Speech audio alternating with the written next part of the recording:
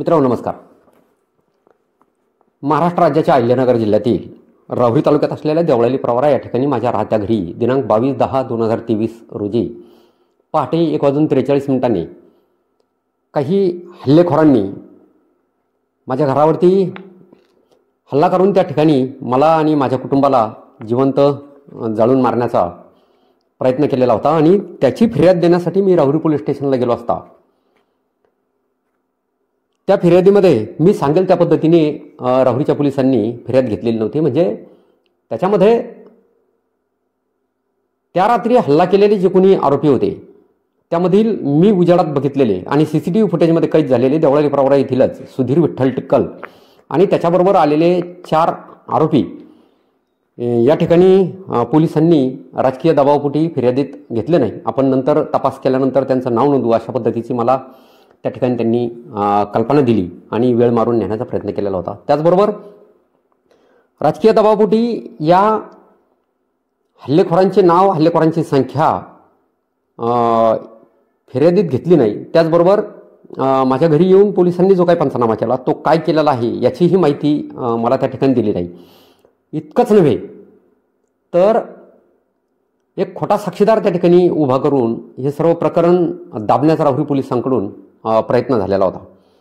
आणि या आरोपींच्या सोबत रात्री घटना घडत असताना पुणे इथून एक व्यक्ती यांच्या संपर्कात होती, फोनवरती बोलत होती आणि ह्या सर्व बाबी तत्कालीन पोलीस निरीक्षक धनंजय जाधव साहेब यांनी या आरोपींची ज्यावेळेस CDR या ठिकाणी काढले त्यावेळेस या बाबी त्या समोर आलेल्या होत्या. या सर्व आरोपींना त्यांनी नोटीसही बजावल्या होत्या.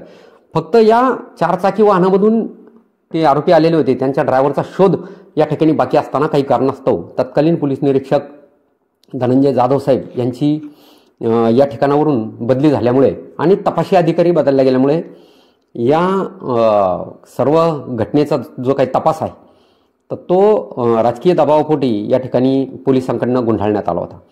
आणि म्हणून या सर्व बाबींचा तपास करण्यासाठी आणि मला न्याय मिळण्यासाठी मी जिल्हा पोलीस प्रमुख राकेश वाला साहेब यांचीही वेळोवेळी त्या ठिकाणी भेट घेतली, त्यांना निवेदन दिलं. महाराष्ट्र शासनालाही मी छत्रपती पुरस्कार विजेता आंतरराष्ट्रीय खेळाडू असताना माझ्या घरी असं व्हावं तर सर्वसामान्यांची काय हाल असेल आपण समजू शकता, म्हणून मी पुरस्कार परत करण्याचा आंदोलनाचा इशाराही त्या ठिकाणी राज्य शासनाला दिलेला होता.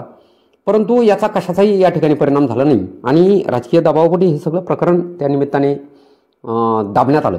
म्हणून मी राहुरी येथील मेहरबान न्यायालयात ॲडव्होकेट वर्षाताई गागरे यांच्या माध्यमातून हा खाजगी फिर्याद त्या ठिकाणी दाखल केली, दावा दाखल केला आणि मला न्याय मिळण्याची विनंती केली. त्यामध्ये घटनेचं CCTV फुटेजही मी मेहरबान न्यायालयाला त्या ठिकाणी सादर केलं आणि एकूण घटनाक्रम पोलिसांचं सर्व काही वागणं आणि पोलिसांचा जो काही तपासाची प्रक्रिया आहे ही लिखित स्वरूपात पुराव्यासह आम्ही मेहरबान न्यायालयासमोर त्या ठिकाणी मांडली.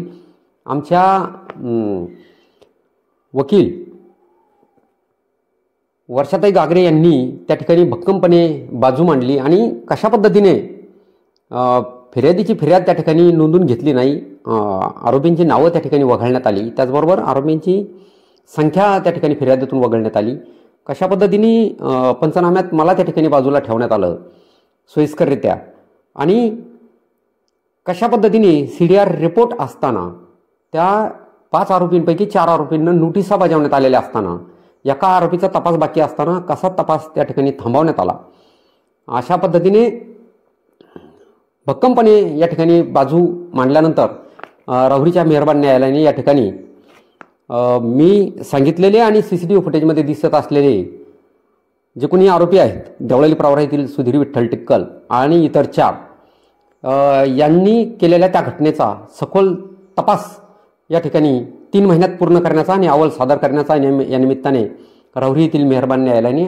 आदेश पारित केलेले आहेत. आणि त्यामुळे मला या ठिकाणी न्याय मिळण्याच्या आशा आता पल्लवित झालेल्या आहेत. त्यामुळे मी या निमित्ताने राहुरीच्या मेहरबान न्यायालयाचे आणि वकील मॅडमचे या निमित्ताने मी आभार व्यक्त करतो. आणि याच्यामध्ये अपेक्षा आमची एकच आहे की पोलीस यंत्रणेने मी फिर्यादीत सांगितलं असलेल्या या सुधीर विठ्ठल टिक्कल यांचं नाव त्यावेळेस वगळलेलं होतं आपण तपास केल्याच्या नंतर हे नाव त्याच्यामध्ये घेऊ असं त्यांनी सांगितलेलं होतं. एकूण मी सांगितलेली जी कोणती आरोपींची संख्या होती की 4 चाकी वाहनात ते 5 आरोपी त्या ठिकाणी आलेले होते. त्या 5 आरोपींची संख्या ही फिर्यादीमध्ये सोयीस्कररित्या पोलिसांनी त्या ठिकाणी वगळलेली होती.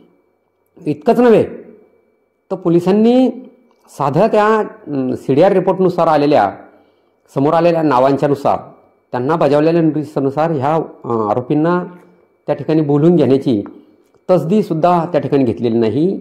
याच्याही पलीकडे जाऊन त्या 5 आरोपींना वाचवण्यासाठी एक खोटा साक्षीदार पोलिसांनी त्या ठिकाणी उभा केला. त्याचं जबाब या ठिकाणी घेतल्याचं पोलिसांनी सांगितलं की खोटा साक्षीदार त्या ठिकाणी साक्षीदार समोर आलेला आहे आणि असं सांगून हे प्रकरण त्या ठिकाणी गुंडाळण्यात आलं. परंतु याच्यामध्ये मी ज्यावेळेस मध्यरात्री माझ्या दारासमोर आलेल्या आणि जाळपोळ करणाऱ्या आरोपींना त्या ठिकाणी बघितलं तर त्यावेळेस त्यातील एक आरोपी फोनवरती बोलत होता आणि CDR रिपोर्टमध्ये जाधव साहेबांनी सुद्धा त्या गोष्टी क्लिअर केलेल्या होत्या का पुण्यामधनं हा फोन चालू होता. पहाटे 1:42 तुम्ही फोनवर बोलू शकता का, ही कल्पना तुम्ही करू शकता. आणि मग अशा पद्धतीने या सगळ्या आरोपींना कुणीतरी पुण्यातून मार्गदर्शन करत होतं. त्या व्यक्तीला सुद्धा याच्यामध्ये पोलिसांनी सहआरोपी करणं अपेक्षित आहे. या खोट्या साक्षीदारालाही याच्यामध्ये सहआरोपी करणं गरजेचं आहे. त्याचबरोबर या आरोपींनी जी काय 4 चाकी वाहन या ठिकाणी वापरलेलं होतं ते वाहनही ताब्यात घेणं या ठिकाणी गरजेचं होतं. याच्यातली कोणतीही गोष्ट पोलिसांनी केली नाही. फक्त कागदी घोडे नाचवून हे प्रकरण कसं दाबून टाकण्यात येईल या दृष्टीने पोलिसांनी त्या ठिकाणी प्रयत्न केले. म्हणून आम्हाला या ठिकाणी न्याय मागावा लागला. आणि अशा पद्धतीच्या पोलिसांच्या कटच्या या वर्तनामुळे बीडसारख्या परळीसारख्या घटना समोर येतात आणि मग या आरोपींचा जो काय त्यांची जी वृत्ती आहे ती वाढत जाते, त्यांना पाठबळ मिळत जातं आणि मग परळीसारख्या घटना या ठिकाणी घडतात आणि नको त्या गोष्टी करतात. म्हणून देवळालीची परळी होऊ नये, या ठिकाणीही परळीसारखे आणि बीडसारखे आरोपी निर्माण होऊ नयेत आणि माझ्या सुंदर अशा शहराचं नाव खराब होऊ नये. यामुळे ही माझ्या घरी जी काही घटना घडलेली होती तर ही घटना उजेडात येणं अत्यंत गरजेचं आहे. याच्या पाठीमागे जे कोणी ह्या आरोपींचे पुण्यातले आका असतील किंवा त्या आकाचाही कुणीतरी मार्गदर्शक एक मोठा आका असेल, या सर्वांच्या चेहऱ्यावरचे पडदे या ठिकाणी हटवणं गरजेचं आहे. म्हणून मला आता खात्री आहे की या राहुरीच्या मेहरबान न्यायालयाने जो काही आदेश दिलेला आहे की या सर्व आरोपींची तपास पूर्ण करावा, घटनेचा तपास सखोलपणे पूर्ण करावा आणि त्याचा अहवाल 3 महिन्यात या ठिकाणी सादर करावा. त्याच्यामध्ये मला वाटतं की या सर्व गोष्टी आता क्लिअर होणार आहे आणि त्यामुळे परळीसारखी बीडसारखी घटना देवळालीमध्ये येथून पुढे नक्कीच घडणार नाही याची मला खात्री वाटते. म्हणून मी या निमित्ताने न्यायदेवतेचे आभार व्यक्त करतो. थांबतो. जय हिंद, जय महाराष्ट्र.